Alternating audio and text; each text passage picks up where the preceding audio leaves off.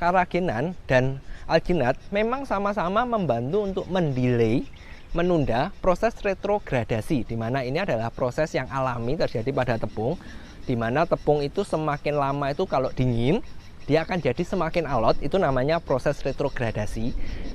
Bedanya, kalau karagenan itu tidak terlalu optimal dalam mencegah retrogradasi. Sementara kalau alginat itu lebih optimal dalam mencegah retrogradasi. Sehingga kenapa kok saya jelaskan yang faktor nomor 3 ini? Karena kita mau bikin apapun, mau bikin bakso, mau bikin pentol, mau bikin cilok, kan selalu pakai tepung. Tinggal komposisi tepungnya seberapa banyak, sehingga proses retrogradasi itu kan pasti terjadi. Nah, tinggal kita mau cocok yang mana nih, yang karagenan atau alginat. Oke, jadi ada 3 perbedaan, 4 sama asal muasalnya, dan saya harap Anda sudah cukup bingung.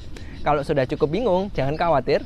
Sekarang kita akan masuk ke tahap kapan kita milih karagenan, kapan kita milih alginat. Oke, kapan kita milih karagenan, kapan kita milih alginat sebenarnya berlandaskan pada teori yang sudah saya jelaskan tadi, yaitu 3 perbedaannya, yang heat stable atau tidak, butuh suhu atau enggak, proses retrogradasinya gimana. Nah, pertama-tama kita perlu memetakan yang kita bikin itu apa. Bakso kah, pentol bakso kah, atau cilok. Dalam arti, ya ini sih sebenarnya bahasa mungkin agak di beda daerah beda-beda ya, cuma saya biasanya dapati kalau bakso umumnya itu takaran dagingnya tinggi. Nah, sementara kalau pentol tepungnya mulai banyak. Kalau cilok itu banyak sekali, bahkan beberapa yang asli, cilok yang asli itu cuma tepung aja, nggak ada dagingnya. Sehingga kenapa kok yang pertama saya tanyakan adalah Anda bikinnya apa? Karena ini akan sangat mempengaruhi mana yang akan Anda pilih. Prinsipnya gini, semakin banyak tepung yang Anda gunakan, mau Anda bikin pentol, mau Anda bikin cilok, Anda bikin bakso, intinya semakin banyak tepung yang Anda gunakan, di satu titik pasti ada kelemahan yang nomor 1.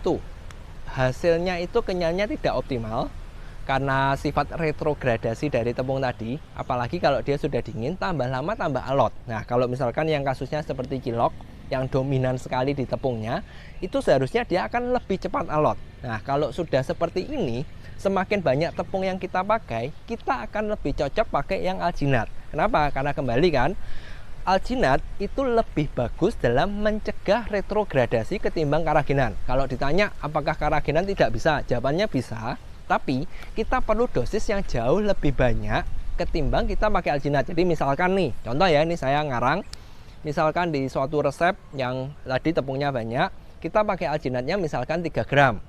Nah, kalau untuk mendapatkan hasil yang sama menggunakan karagenan KRI 02, kemungkinan kita perlu dosis sekitar 6 sampai 9 gram atau bahkan lebih. Kenapa? Ya itu tadi, karena efektivitasnya berbeda, sehingga secara efisiensi, kan kita jualan nih, perlu memperhatikan biaya juga.